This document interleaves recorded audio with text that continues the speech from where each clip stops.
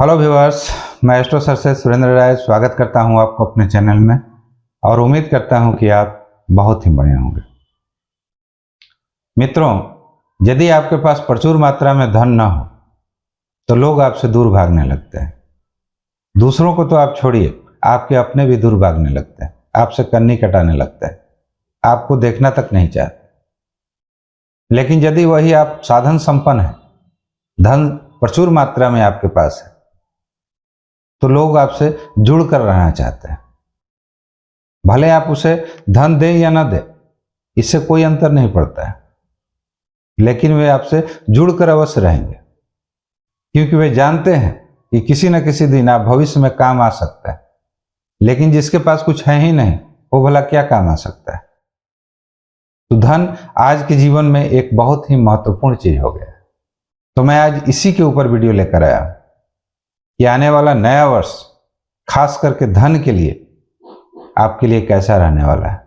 मेरा ध्यान आपके द्वितीय भाव पर होगा, आपके एकादश भाव पर होगा, आपके इनकम पर होगा, आपके बैंक बैलेंस पर होगा कि 2024 आपके लिए कैसा रहने वाला है। क्या अचानक धन प्राप्ति के कोई योग बनेंगे?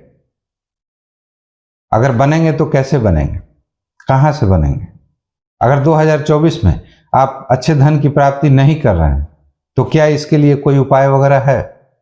इन सारी चीजों पर आज हम विस्तार से चर्चा करेंगे।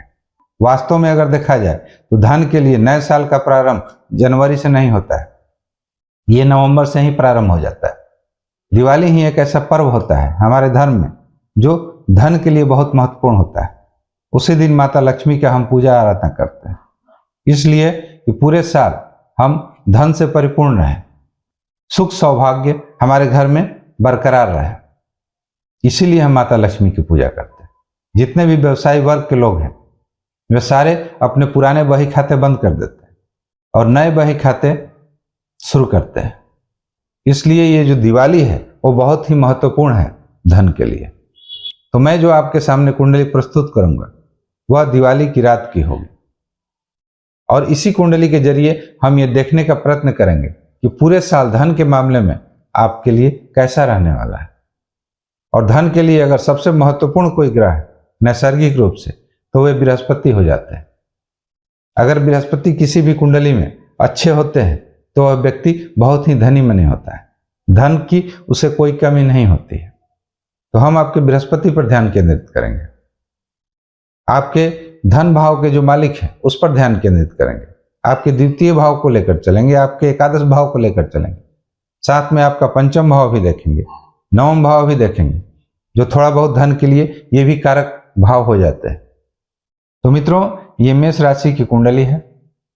किसी भी कुंडली में धन को देखने के लिए हम लोग द्वितीय भाव को देखते हैं और एकादश भाव को देखते हैं। एकादश भाव इनकम का हो जाता है और द्वितीय भाव आपके धन का हो जाता है, जो बैंक बैलेंस से संबंध रखता है। हम पंचम और नवम को भी लेकर चलते हैं, इसे भी लक्ष्मी स्थान कहा जाता है। तो आइए हम इन ग्रहों के आधार पर ये विचार करते हैं कि ये पूरा साल आपका धन के लिए कैसा रहने वाला है। मैंने बाकी सारे ग्रहों को इंक्लूड नहीं किया है, खास करके मैं गुरु और शनि को लेकर चल रहा हूँ, इसलिए कि गुरु डायरेक्ट रूप से आपके धन के कारक हो जाते हैं और शनि जो एक लंबे अवधि तक किसी भी व्यक्ति को प्रभावित करते हैं, किसी भी कुंडली को प्रभावित करते हैं।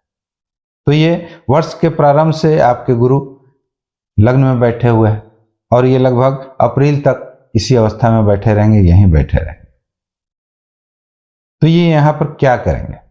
तो गुरु आपके लग्न में बैठकर, आपके केंद्र में बैठकर बहुत ही अच्छा योग बना रहे हैं, खास करके धन के मामले को लेकर। इनकी एक दृष्टि आपके पंचम भाव पर जा रही है, दूसरी आपके सप्तम भाव पर जा रही है और तीसरी आपके नवम भाव पर जा रही है, जो कि भाग्य भाव।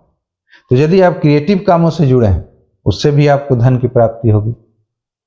आपको बुद्धि से आपकी अर्निंग हो सकती है।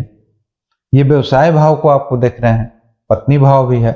किन्हीं किन्हीं लोगों को पत्नी की तरफ से भी धन की प्राप्ति हो सकती है, या यदि आपका व्यवसाय है तो आपका व्यवसाय चल पड़ेगा, उससे काफी अच्छी इनकम आपको देखने को मिलेगी। भाग्य आपका इस समय में अच्छा साथ देगा जब तक ये बृहस्पति यहाँ पर बैठे रहेंगे।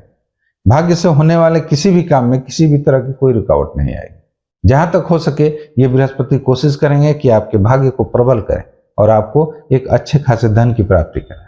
रहा रेगुलर इनकम की बात, तो शनि आपके एकादश भाव में ही बैठे हुए हैं, अपने राशि में बैठे हुए हैं, अपनी मूल त्रिकोण राशि में बैठे हुए हैं, तो ये लगातार आपको आय कराते रहेंगे।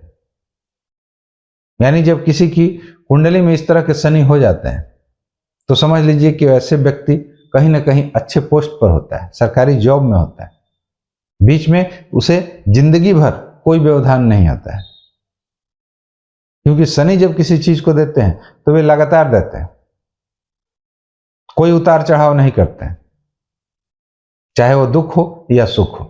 अगर पीड़ा भी आपको देंगे तो समानांतर रूप से देते रहेंगे,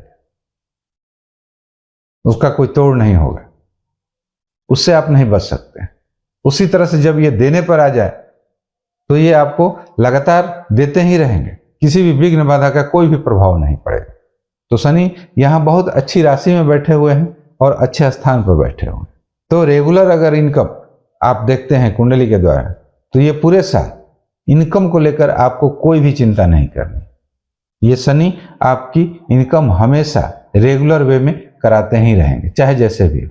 हाँ, धन की स्थिति कि आपका बैंक बैलेंस होगा या नहीं होगा, तो इसके स्वामी आपके शुक्र हो जाते हैं। अब शुक्र तो एक एक महीना में अपनी राशि परिवर्तन करते रहते हैं, इसलिए जब तक गुरु का प्रभाव नहीं पड़ेगा तब तक आपका बैंक बैलेंस नहीं होगा। तो गुरु यहां पर अप्रैल तक है, लेकिन यहां से अप्रैल के बाद ये आपके डायरेक्ट धन भाव में ही जा रहे हैं। तो इतना मान लीजिए कि अभी अप्रैल तक आपको आय की प्राप्ति अच्छी होगी, लेकिन बचत नहीं हो पाएगा, क्योंकि राहु भी यहां आपके द्वादश भाव में बैठे हुए हैं, ये खर्च कराते रहेंगे।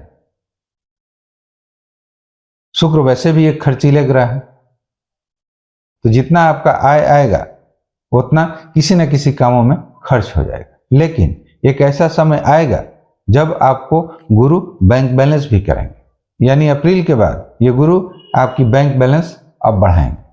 तो यदि आप कोई एफडी करना चाहते हैं, कहीं पैसा इन्वेस्ट करना चाहते हैं, तो बहुत ही अच्छा अवसर है आपको अप्रैल के बाद इन्वेस्ट करने के लिए। डेली इनकम आना एक अलग बात हो जाती है और आपके धन का बढ़ना एक अलग बात हो जाती है, क्योंकि डेली इनकम अगर आता है तो वो खर्च भी हो सकता है, लेकिन उसे आप कहीं बैलेंस कर देते हैं, कहीं प्रॉपर्टी वगैरह में इन्वेस्ट कर देते हैं, तो उससे आपकी धन की वृद्धि होती है। तो ये बृहस्पति आपके धन की वृद्धि कराएंगे। तो बहुत ही सुंदर योग बन रहा है अप्रैल के बाद आपको बैंक बैलेंस बढ़ाने का, आपको प्रॉपर्टी बढ़ाने का।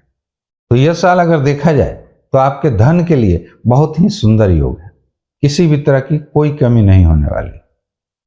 शनि न सिर्फ आपको ये 2024 तक ही देंगे, बल्कि आगे भी ये लगातार आपको धन देते रहेंगे। अतः धन के लिए इस साल में आपको किसी भी तरह की कोई चिंता करने की आवश्यकता नहीं है। हाँ, अगर इसके बावजूद भी आप ये महसूस कर रहे हैं कि धन की कमी हो रही है, आपको प्रॉपर इनकम नहीं हो रहा है, तो कहीं ना कहीं आपके कुंडली में दोष है, किसी ऐसे दशा से गुजर रहे हैं जो आपके लिए फेवरेबल नहीं है। आप अपनी कुंडली की जांच करें तो ये आपके लिए बेहतर होगा। बाकी आपको किसी भी तरह की कोई उपाय वगैरह करने की मुझे नहीं लगता है कि ज़रूरत है, क्योंकि ये गोचर की जो कुंडली है वो बहुत ही सुंदर प्रभाव देगी धन के मामले को लेकर, संतान को लेकर, भाग्य को लेकर, आपके व्यवसाय को लेकर। अतः मित्रों, यदि मेरे वीडियो का कंटेंट अच्छा लगे तो कृपया लाइक, शेयर और सब्सक्राइब जरूर करें। मिलते हैं एक नए वीडियो के साथ। Thanks for watching. नमस्कार।